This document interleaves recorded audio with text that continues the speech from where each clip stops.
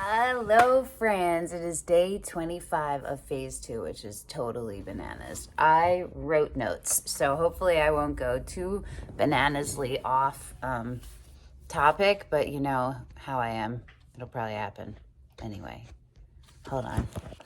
I accidentally turned it off. Okay, first thing is GI doctor update. So I had asked to go do another course of antibiotics because it's so rare that anyone clears it out on the first course. It doesn't happen, right?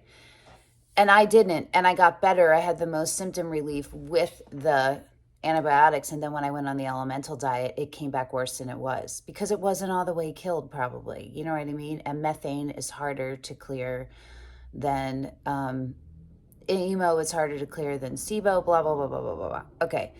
So my doctor was checking with his attending and then gets back to me and tells me that because if I would have had a re-experiencing of symptoms 4 to 6 weeks after I finished, they would consider it reasonable to go back on antibiotics. But because it was so soon after, they consider it a treatment failure, and that my symptoms aren't IMO or SIBO related, but are dyssynergia related, which my PT is like positive they're not, and I'm positive they're not. So no, he wanted me to do biofeedback at his hospital, and I was like, if you can get me in there, I'll happily do it. I didn't even say anything about the meds, but I did. I said, I didn't fight him, but I said what I just told you, that nobody clears it. And then I broke down the science of it also, because I've been watching all these fucking talks, hours long talks on SIBO and and stuff from the top 2 doctors. So I just sent him info. So I don't know what's going on there, but I'm still on the antimicrobials, the herbal ones, and these are really working, super working, more than berberine did. I'm also still on the Run Chang Wan, and this is 3 caps 2 times a day. This is two caps 3 times a day with meals, and 2 caps 3 times a day with meals. I took out the digestive bitters because, so for the past 2 weeks, I've noticed when I was waking up that my lungs felt like I had been swimming for a long time. It felt like it was when I breathed in, it hurt and then it went away. And I wondered if it was from my amino acids. It turns out it might be from my amino acids. So I took my amino acids out, but I also took the digestive bitters out because it's alcohol. And when I would put them in, I immediately felt a pain right here in my chest and that breathing thing. And I was like, okay, let's just stop doing that.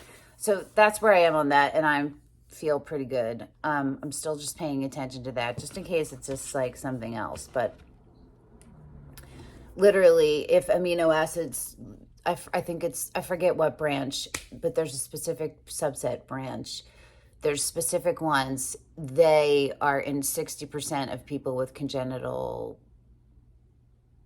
valve disorder or something like that. So, and the aminos I was taking had those. So I was like, oh, great. What am I going to do? Because they were really helping me muscle-wise, huge, helping me put on muscle and keep it, Okay, so food and weight. I lost 2 pounds of the 5 pounds that I put on in 7 days. And one of those pounds was from stool. I got up in the morning, and before I did my morning poop, I weighed myself, and then I went and pooped, and then I came back and I was a pound lighter. So just FYI, there's all kinds of things inside your body that can be making you weigh more. So it's not always weight. You know what I'm saying about weight. Take it as a factor, but don't take it as the defining factor of what's going on. So I feel much better overall physically. My prolapses, we'll get to that in a second. Okay. I took bananas. So I was only eating green bananas, and I took them out. And the bloating has gone down, and my bowel movements also are like great, and are way, way better than they were. Good. They're definitely good, and I'd say they're very good. So just in general. So that's cool. So I was going to try a green banana today, a very green banana, and see what happens, and make sure I don't introduce anything else. I think I'll be able to tell pretty immediately the way that my body and myself have been able to stay in alignment. Okay. I just said my bloat is better. I think I said that right. My bloat is better. The distension is slightly less, but I think that's just because the bloating is less, but the distension is still there. And my PT, so that was what you saw in the beginning, the little montage. She's been like going at it on that sigmoid colon spot, on the spot where the distension is. And that I've had, I just want to say again, for 27 years. So this is, and I didn't have SIBO back then, you feel me? So this predates it.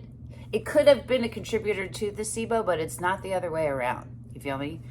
Okay, that's really intense when she does it. And we're both floored because she's like, it's in the same spot every time. And I can move it around, but like, so it's not stool, you know, she can feel it too. So we're getting closer, but I watched one of those talks I was talking about with I don't know if he's a doctor.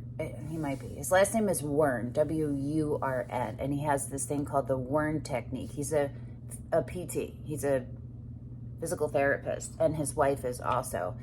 And they specialize in a visceral manipulation style that they created called the Wurn technique, and they dissolve adhesions. That's what they do. And they were doing it for like cancer patients because his wife had cancer, cervical cancer, and then like got cleared it, but her body was a disaster, and everything hurt, and they did x-rays, they did CT scans, they couldn't find anything, and what they figured out, him and his wife, was that it was adhesions. So adhesions are so fine that they don't come up on MRIs or x-rays or CT scans because they're so fine. They only come up if they're really large. And guess who has adhesions all over herself that came up in the MRI? Me. So that's how bad it is. So there's this one set of PTs. They have this, it's called Clear Passage rehab centers. There's a couple in Florida, one in Manhattan, and a couple in California. And they're not covered by, they might be covered by some insurance, but they're not covered by mine. Out of pocket, I'm on Medicaid. Out of pocket is $6,500 to $8,500. It's 20 hours of therapy over 5 days. It's 4 hours straight a day because it's super intense what they do. But they have their success rates are astronomical. That all these doctors did studies and stuff with them. So of course they don't like have people trained in the Wurn technique who don't work for them at one of their, you know what I mean? There are therapists who do visceral manipulation. That's what mine is doing, but she's not doing the same thing. So part of today, today I have a urogyn appointment. He's going to reassess the grades of my prolapses because they are worse. I'm not leaking anything. I was still with the stool a little bit, but I'm getting stronger. It's slow, but that box showing the line that went up and down, that shows when I'm squeezing my sphincter muscles, and you're supposed to hold it for 5 seconds to try to hold it steady, and you want it over 10, 12, I forget, like up there, like 12 and higher, I forget, it might have been 15, but 10 is like minimal. He's gonna reassess me because I think the vaginal vault is worse, and maybe the cervix is worse. I don't know. I'll let you know today. It's gonna be a super fun time. Can't wait. No, he's cool though, so at least there's that. And then I'm gonna go back to the GI doctor with all my info, and after today, I'm also going to fill out the clear passage. They have this like very intensive questionnaire because most people aren't like me and don't know they have adhesions, but it's likely that they do. So they ask a very detailed history of all kinds of things, and then they give you a free consultation. So I'm gonna do that, and I already know, you know what I mean? But my questions are, since I need prolapses on all of my organs down there, that the likelihood that that's going to cause more adhesions, do we wait? Do I wait to try to take care of it? Do I do it now before and go in there with none and then do it again? Do I wait till after? Like, here's the other thing. I can't afford this. Can't afford it. When I had my diastasis fixed, I had to borrow that. That was $5,000. I had to borrow that. I don't have this, and I don't. So, but if this is the thing that is really likely to make all of the sense. Also, I'm trying to get my GI doctor to retest me for SIBO. I said, I'm not comfortable doing anything else or saying anything until you retest me and we see if I actually still don't have SIBO, IMO. I know I do, so whatever, but still, it's ridiculous. Give me a retest. That's the protocol, and whatever. If this adhesion therapy thing is, I mean, it seems like I definitely should try to get this done, for sure, 1,000%. I know that it will somehow work out. I know it will. So that's all. I'm going on faith right now. I'm just going on faith. I have hope tattooed on me. I should get faith. Yeah, maybe I'll get my kid who does stick and pokes if I can handle it. If I get the numbing cream. I tried to get a stick and poke. See that? Right there. It was going to be like this little branch, pretty little leaves. And I had no numbing cream. And I have like 57 tattoos, I think. 50 something. This was astronomical levels of pain, and it takes like an hour to fully do it, and I was like, I can't do this for an hour. No way. Numbing cream, next time I would do it. That takes like almost 2 hours for it to work, you know what I mean? So it's like time intensive, and whatever. All right, so that's my update for right now. I will update you guys again. I'll just add it to the end of this one. I'll wait. So it's all in one. And I'll let you know what happens with Dr. Masetta, Urogyn extraordinaire. All right. Bye for now. Ciao, ciao. The Emperor could be in Aries. It's the personal Aries, major arcana card. But the Emperor could be somebody who perhaps finally got their crap together. Somebody who stepped up, somebody who got a job, somebody who got a better job. I've been really enjoying air popped popcorn. I can't use butter, but I do use that like olive oil spray. This is coconut oil spray, and it's good. And salt. And I'm so glad, because I still can't really eat grains right now, but these don't count as that. Yummy. My tofu I made was delicious. It was so good. Peanut sauce. Go. Boo. Go. Coming back, because I forgot to say, I got 8 hours of sleep last night. I didn't wake up. I don't even know how that happened. I don't know. But how amazing is that? That's part of why I feel so good, because I don't feel so...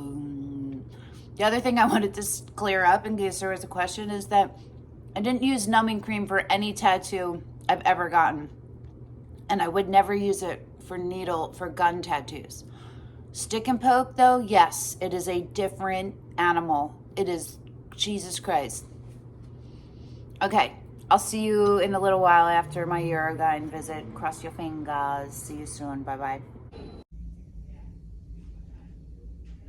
Hello, friends. I just left my Uruguayan, and here's the news.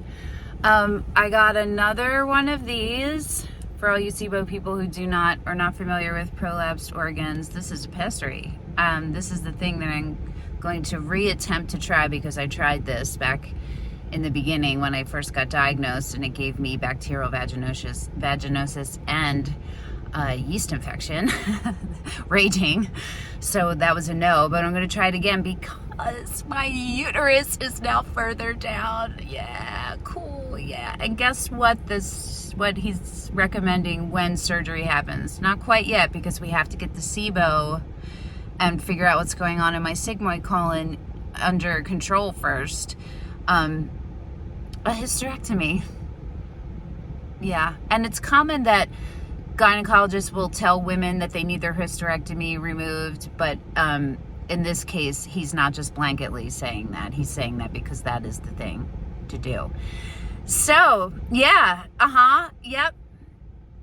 I don't know. If I could run when I get home, I would go running. I'm gonna smoke a lot of weed. I might eat an edible. I don't know. I'm a little bit manic right now. But yeah, I kind of felt this coming. I'm sitting here with my pessary. Whoop whoop. It's weird that they don't give it to you in a box. Like, I'm gonna put this in my vagina, and then it stays in. For most people who have vaginas who use pessaries, it will stay in there. I would take this out. My body rejected it the first time, but it did help. But I think I would just use it for certain things. And if whatever I can do right now to support the uterus and not make that get any lower while I'm figuring out this fucking SIBO, I'm gonna try to do it. So there you go. There's my updates. I will be talking to my GI doctor, and I'll be getting back to you guys whenever that happens. Should be today or tomorrow. Super fun. Okay, thanks. Peace. Bye.